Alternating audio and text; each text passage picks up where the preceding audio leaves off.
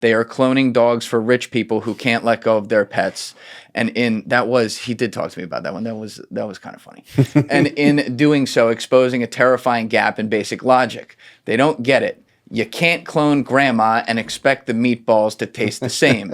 It's a copy of grandma. And also your history, though, of going to the outside of people who end up coming onto the team and whatever. And when we were on the break real fast, you were reading what we're going to read in a second about Paul. And you're like, we'd love to talk to him. I like that. Yeah. I like that. So let's actually pull that up now. Let's read that because it's going to lead into a question I have about the evolutionary aspect of this and what the capabilities are there. Do we still have that, Alessi?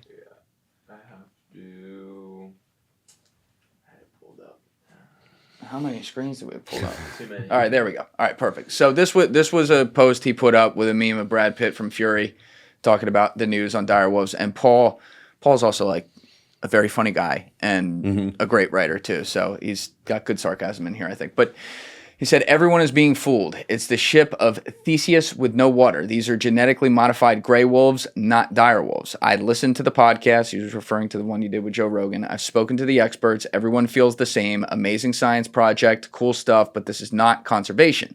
There's a lot of amazing work being done to save species and ecosystems all over the world. So many heroes saving species. The dire wolf thing is just sci-fi clickbait, and it's robbing too much money that could be used to actually conserve the species we have here, and we've addressed some of this today, already in more effective and impactful ways. These people talk of productionizing species. They are cloning dogs for rich people who can't let go of their pets.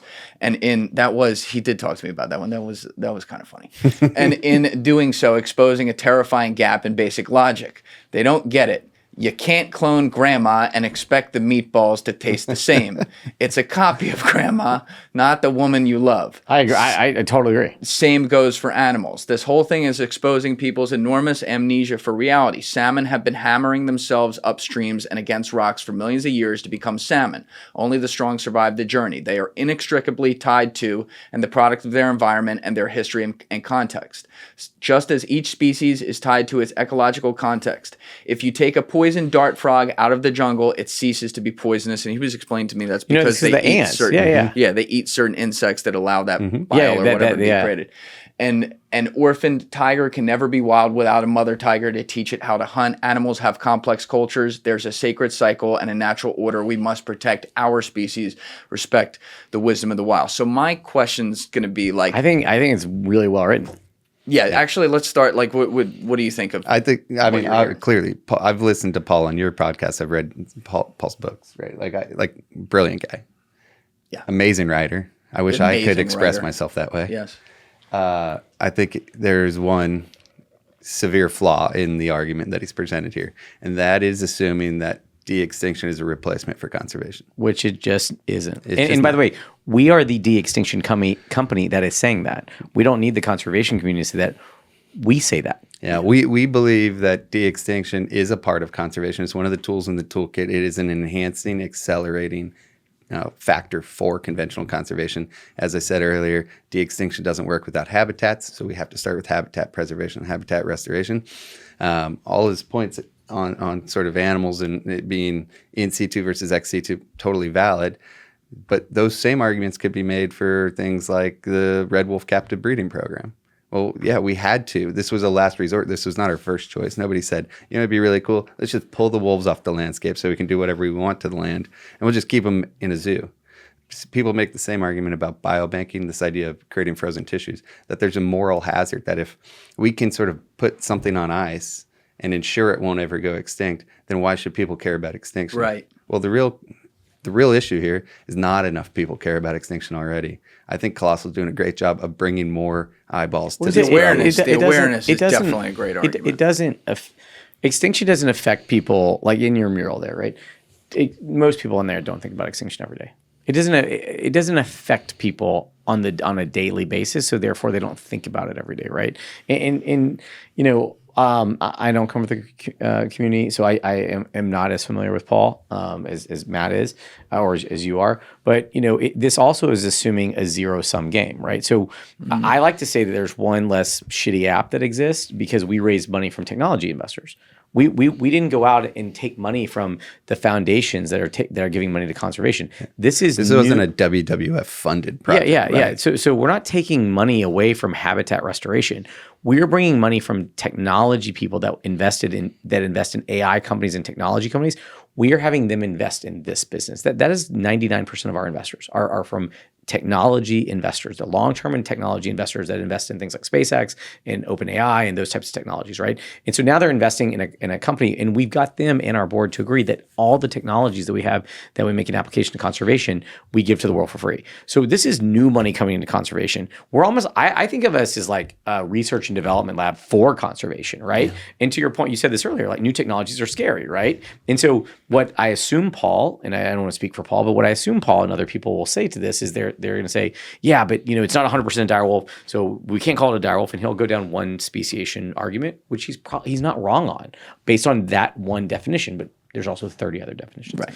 The second thing is, I think that based on what he said, he's worried about is this is going to take money away, which it's not. That implies that there's a finite supply of money. This is shifting money from technology development into conservation. And then I think the third thing, you guys have made some great arguments on that today. But once again, in Paul's defense, he just read I have no fucking idea what article he read. He read some clickbaity article about it. Well, he did talk to 11 evolutionary biologists. Which is great, yeah. But he should also talk to, we have 48 conservation partners. He's friends with some guys who are involved with your project, by the way. Yeah, that's great. But when we love to talk to him, right? Because once again, you can learn a lot more. Paul is an informed critic, right? Yes. So you can have critics. Very informed. That are dumb. And then you can have informed critics.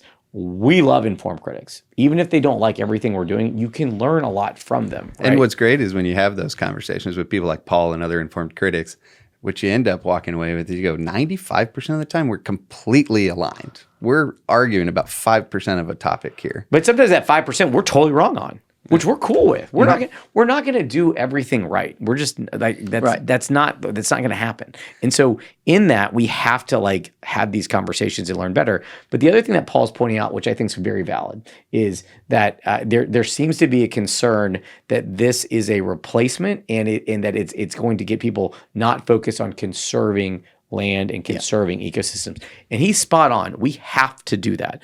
But the thing that I think that Paul has missed in this, and I'm not speaking negatively, is that when we started the business, the external peer-reviewed scientists, not Colossal's never said this outside of reference to other things. It was forecasted that we were going to lose 15%, 1.5. It's now forecasted that we're going to lose 50. So we can conserve all the land we want. But I don't think it's going to trend that line. So we have to do that, and we have to biobank as an insurance plan. Mm-hmm. It's so fucking expensive to bring back species. It's not feasible to bring back every species. Anyone that thinks that is insane. And like Paul says, it's not grandma. It's not grandma. We can create a functional replacement. Yeah, the clone and the dog thing, that I think that was sticking in them, just because it's it's not the same. You know what I mean? We're not a dog cloning company. Right. So that's more symbolic, in a way. Mm-hmm. But that's the kind of thing that maybe for someone like that, he's like, all right, come on, guys. Yeah, I totally get that. But that one point Paul makes in here is that this money, Ben already highlighted, this money isn't being taken away from conservation. Yes. It's additive to conservation. We get a lot of people that come to us and say, you've raised $435 million for the business, $50 million for the foundation, so $485 million. What you should be doing this with $500 million. Right. And my argument is, yeah, you should. You should go raise $500 million and do that thing that you think is the right answer. And I will support you and I'll help you raise the money. But this is how we believe we can be impactful to the world. This is your line of expertise. This is I always say this is such an existential problem that we need we need an entire tapestry to solve this problem. Yeah. This is an existential threat. Loss of biodiversity and ecosystem collapse is an existential threat that will affect how we as humans can and live on this planet. Yeah. We're one thread. And I like to say to the critics, if you hate what we're doing, that's great. But some of our biggest critics, they're like, oh, well, you're not doing stuff enough for elephant conservation. It's all good. I was like, well, how much money have you spent on elephant conservation? What are your checks? And we can do it a percentage of income. I'll tell you what I've spent. You tell me what you've spent. Yeah. We'll do a percentage of income. And because I don't want to be not fair to different socioeconomic statuses. But then separate. So we can do it based solely on a percentage basis that is more than fair. Yes. And then I'll say, great. If you don't have any money, which is fine, how much time have you devoted to it? Yes. And often the answer is 0.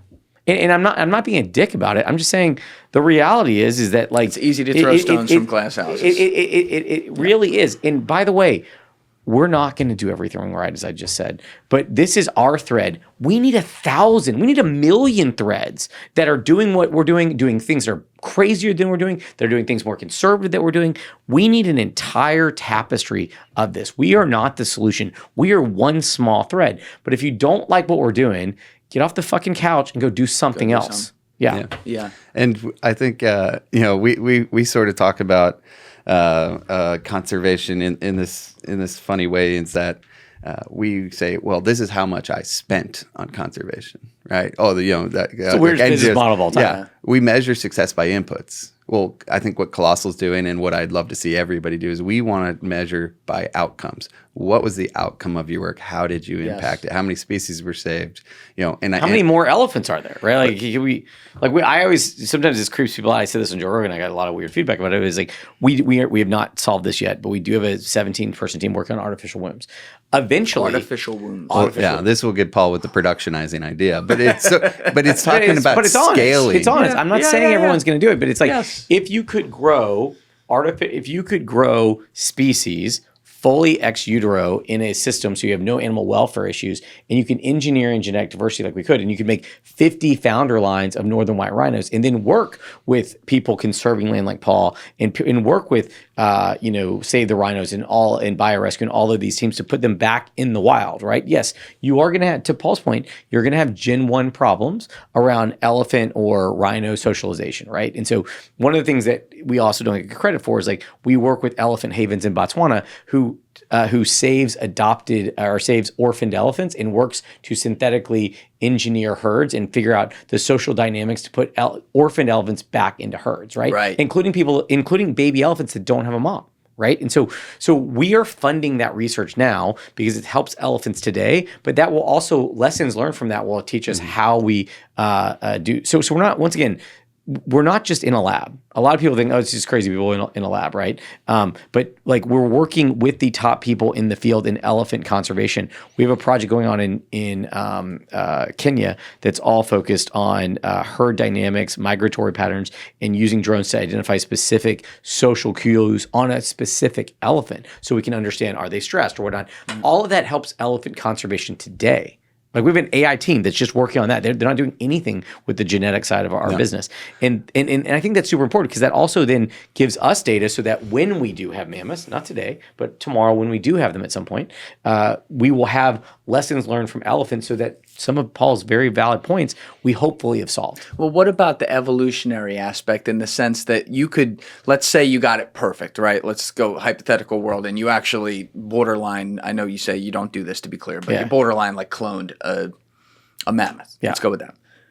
You still, actually, no, let's go you cloned an elk and pretend that's extinct because it's going to be easier for me to make this example. If an elk were extinct and you were able to clone it and actually get it back, elks are fucking 11 feet tall or whatever, and then, they have this 30-foot horizontal leap that they've developed over millions of years because they're running from packs of wolves. And now you develop a clone of like this extinct elk or whatever, and it wasn't trained and hardened by Darwinism, by that environment to be able to run from wolves and jump that far. Even if it's built the same, the muscles look the same, the tone looks the same, it's not the evolutionary animal. So I'll let Matt talk about animal behavior, but we are seeing that there's a lot of things from a genetic disposition perspective that's built in, okay? Which is pretty interesting, right? So like there are certain trained behaviors that are learned, as you're pointing out, and Matt will comment on. But then there's other things that are just, that this, not to go back to the life finds a way perspective, but there are things that are genetically, if you are a carnivore and you are genetically a carnivore, you want to eat meat. Like our carnivorous marsupials want to eat, meat, right? That is their thing. They're not gonna like be alive and say, why should I eat the grass? Like they don't get confused, right? Like there is genetic programming in what we're building, right? In all of us, right? They're even saying that there's crazy amounts of genetic stress that can be passed down generations that we're now learning, that we in the world of epigenetics are learning about. Well, and so if you brought back this hypothetical elk, right? It's not as if Colossal tomorrow is going to throw it in the wild and say Godspeed, right? There is this sort of very stage-gated process where you start small, highly managed situations understand the effects of the cloning, the editing, whatever it is, and you begin to put them in larger, more semi-wild and truly wild places and observe and see what they're doing. My guess is, to Ben's point, there's a lot of intrinsic behavior and ability that's built into DNA. Is the nature versus nurture thing still plays a role. And so if you don't have the nurture aspect that teaches, this elk how to jump, or a tiger how to hunt in Paul's example, there are ways that you can overcome. People don't train their house cats to kill mice. But they know how to do it. You see, but a house cat sees a mouse, it's wired. Crazy. Yeah. But you can work, and there are large carnivore rewilding efforts like the red wolf effort. Like there are big cat orphanages that release cats back to the wild. And so there are tactics that you can use in a management setting. But also, if you're doing it correctly, you're putting this animal in a habitat that has all of the same environmental pressures and that are driving those behaviors. So if you give them the programming, you give them the right motivation and pressures and a little bit of training, you can definitely get there. Yeah. Paul's point's still not wrong. Grandma's dead. She's not coming back. You're not going to be able to make her the exact same person. But we can create functional replacements in ecosystems that perform specific functions that help boost biodiversity and carbon sequestration in an ecosystem in a meaningful way. Got it. Thank you guys for checking out this clip. If you haven't already subscribed, please subscribe and hit the like button on this video. It is a huge, huge help. And if you'd like to check out this clip's full podcast episode, that link is in the description below or right here. And finally, you can follow me on Instagram and X by using the links in my description below.